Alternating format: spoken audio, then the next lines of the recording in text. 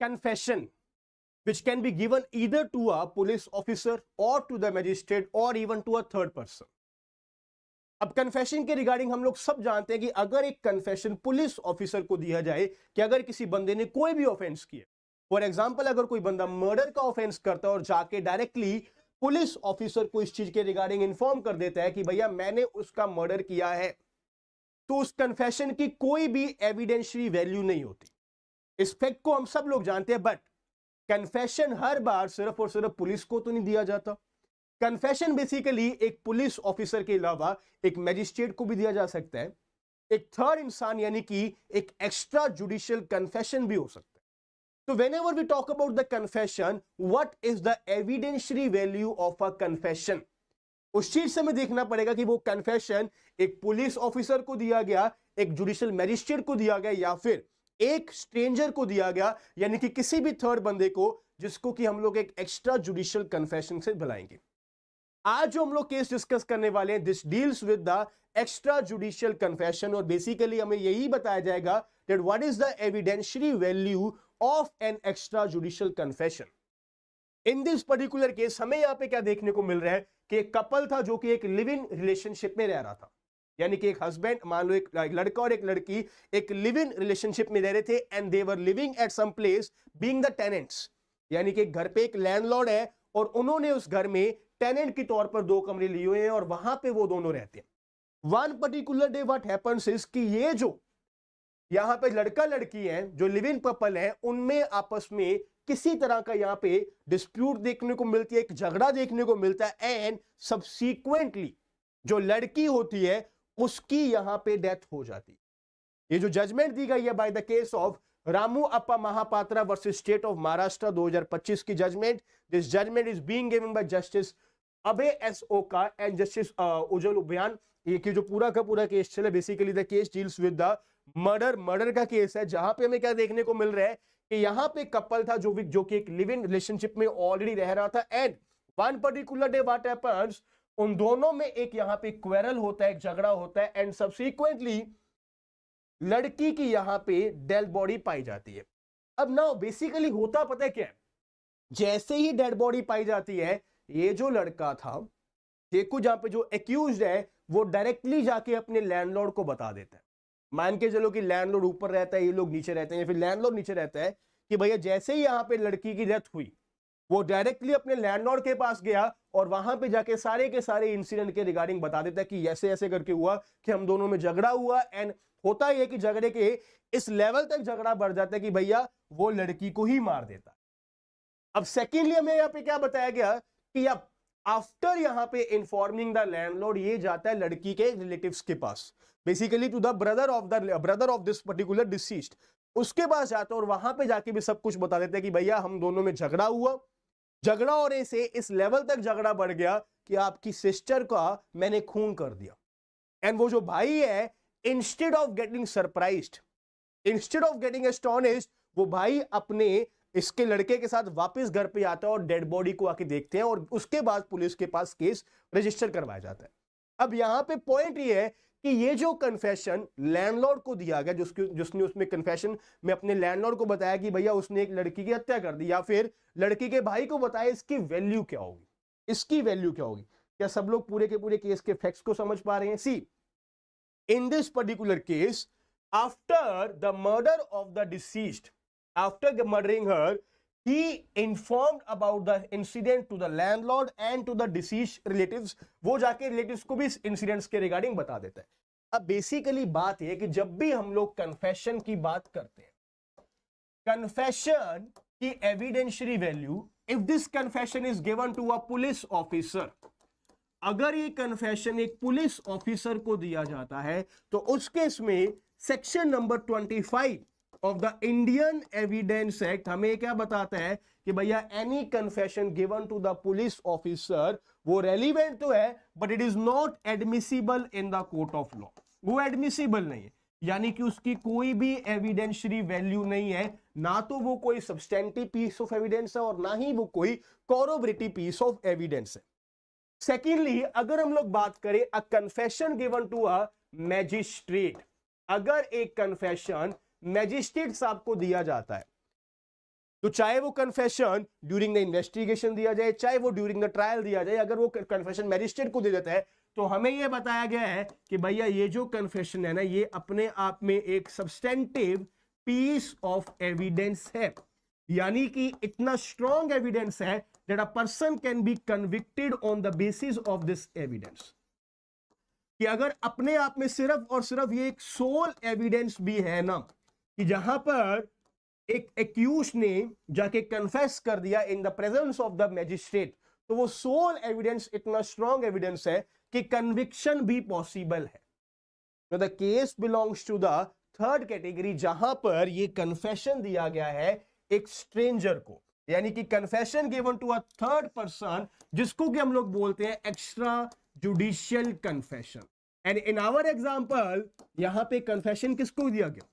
Confession दिया गया है टू द लैंडलॉर्ड, कि भैया मेरे से इन वट एवर सिचुएशन झगड़े में उस लड़की की हत्या हो गई। और उसके बाद किसको दिया गया?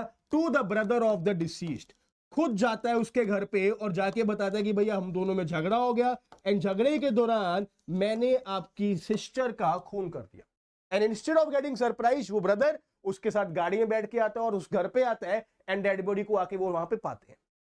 नाउ द केस इज कि इसकी वैल्यू क्या होती है? इसकी वैल्यू क्या है?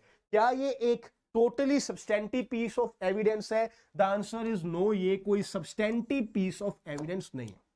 बट ये पुलिस को भी नहीं दिया गया, तो ये यहां पर section 25 of the Indian evidence act में उसमें भी कवर नहीं होगा। बट लॉ में ये बताता है कि ये जो एक्स्ट्रा जुडिशियल कन्फेशन है ना, इसकी वैल्यू होती है कोरोबरेटिव पीस ऑफ एविडेंस की, एक कोरोबरेटिव पीस ऑफ एविडेंस की तरह, यानी कि सर्कमस्टेंशियल एविडेंस है कि भैया अगर यहां पे कुछ और भी एविडेंसेस आपको देखने को मिलते हैं, एक चेन ऑफ सर्कमस्टेंशियल एविडेंसेस अगर कंप्लीट होती है, देन इस एविडेंस को भी उस चेन में मानकर, एक पार्ट मानकर, एविडेंशियरी वैल्यू को इंक्लूड कर हम लोग किसी को कन्विक्ट कर सकते हैं। बट क्या sole evidence of the extra judicial confession किसी को भी कन्विक्ट कर सकता है? द आंसर इज नो, यानी कि this evidence solely is not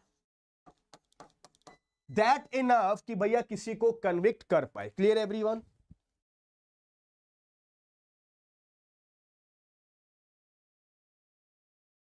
clear everyone? कि बेसिकली एक्स्ट्रा जुडिशियल कन्फेशन एक सर्कमस्टेंशियल एविडेंस है, एक कोरोबरेटिव पीस ऑफ एविडेंस है। And in the case of the circumstantial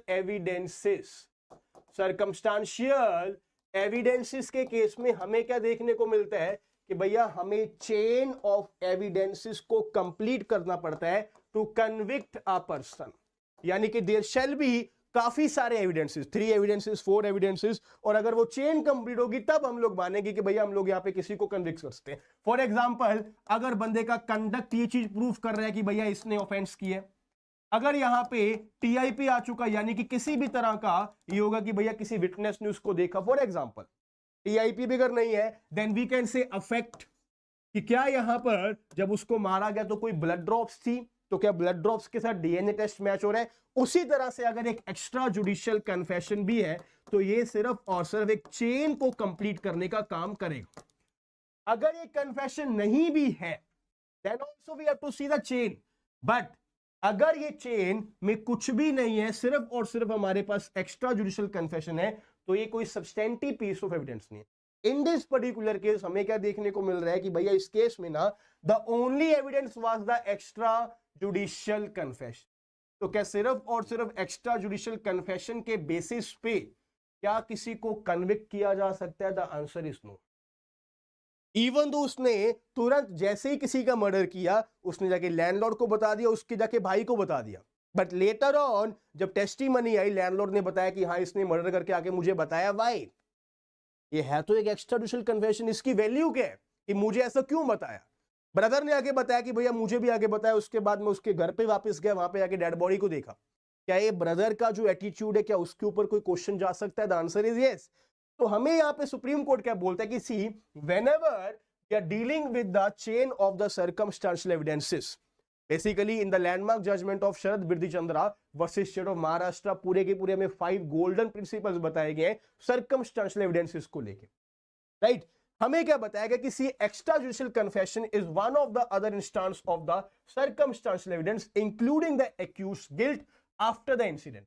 recovery of evidence जैसे हो गया, या फिर इफेक्ट हो गया, कॉज हो गया, मोटिव हो गया, कंडक्ट हो गया, कुछ भी तरह का evidence. The court reiterated that in case where reliance is placed solely on the circumstantial evidence, a conviction can only occur when all other circumstances point towards the guilt of the accused। अगर सारे के सारे evidences chain में मिलके हमें ये चीज बता रहे कि भैया अक्यूज ही गिल्टी है, then only we can say कि यहां पे उसको कन्विक्ट किया जा सकता है, अदरवाइज उस बंदे को कन्विक्ट नहीं किया जा सकता है। And that is why in this particular case supreme court ने इसको एक्विट कर दिया कि भैया सिर्फ और सिर्फ हमारे पास एक एक्सटेंशियल कन्वेशन है, उसके बेसिस पर हम इसको कन्विक्ट नहीं कर सकते हैं। द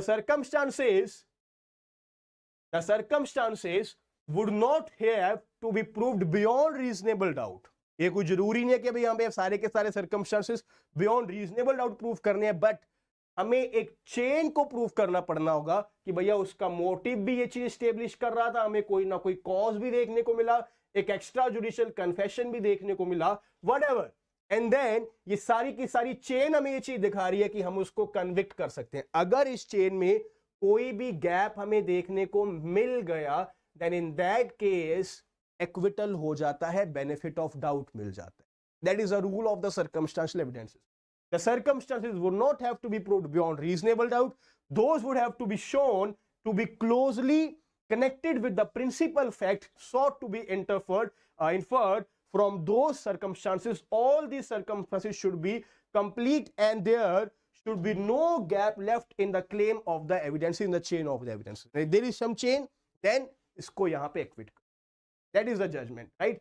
तो this is basically law upon the evidentiary value of an extra judicial confession. इसी के साथ हमारी जजमेंट कंप्लीट होती है। बट आप सब लोगों के लिए एक बहुत ही इंपॉर्टेंट न्यूज है, एक इंफॉर्मेशन है कि अगर आप लोग अनअकैडमी पर अपनी सब्सक्रिप्शन लेना चाहते हैं तो at this point of time आप सब लोगों को बहुत ही अच्छा ऑफर मिल रहा है, बट प्राइजेस हाइक हो जाएंगे जल्दी ही, यानी कि 9 फरवरी से आपके सारे के सारे प्राइसेस को हाइक कर दिया जाएगा। Today is 5th of the फरवरी, 4 दिन के बाद सारे के सारे प्राइसेस को हाइक कर देंगे। तो जल्दी से जल्दी आप लोग इस कोड को यूज करके, मोंगा कोड यूज करके आप लोग मैक्सिमम डिस्काउंट ले सकते हैं। मैक्सिमम डिस्काउंट के साथ आपको मेरी पर्सनल मेंटोरशिप भी मिलती है अगर आप मेरा कोड यूज करते हैं। ऑनलाइन कॉम्प्रिहेंसिव बैच में, अनिल खन्ना सर के बैच में भी आप लोग एनरोल कर सकते हो, and you can enrol in all other courses. For example, अगर आप लोग इस बैच में इनरोल करना चाहते हो जहां पर आप लोगों को वेस्ट बंगाल एंड गुजरात की मेंस की एंड प्री की तैयारी करवाई जा रही है, वहां पर भी आप लोग इनरोल कर सकते हो। And also you can enrol in the UP and the Bihar comprehensive judiciary batch, जिस बैच में आपको सारे के सारे नए क्रिमिनल लॉस मैं ही करवा रहा हूं। एंड ऑल ऑफ यू, अगर आप लोग स्कॉलरशिप टेस्ट में प्रिपरेशन करना चाहते हो, स्कॉलरशिप टेस्ट में आप लोग पार्टिसिपेट करना चाहते हो, तो all India judiciary scholarship test 16 फरवरी को सुबह 11 बजे हो रहा है, जहां पर आपको 100% स्कॉलरशिप मिल सकती है। 30,000 से ज्यादा के आपको वाउचर्स मिल सकते हैं। एंड अगर आप लोग टॉप रैंकर्स में आते हैं तो आपको फिजिकल नोट्स भी घर पे डिलीवर किए जाएंगे। तो अगर आप लोग इस टेस्ट में एनरोल करना चाहते हो तो डिस्क्रिप्शन बॉक्स में आपको लिंक अवेलेबल है। I will see you guys again. Thank you so much everyone. जय हिंद,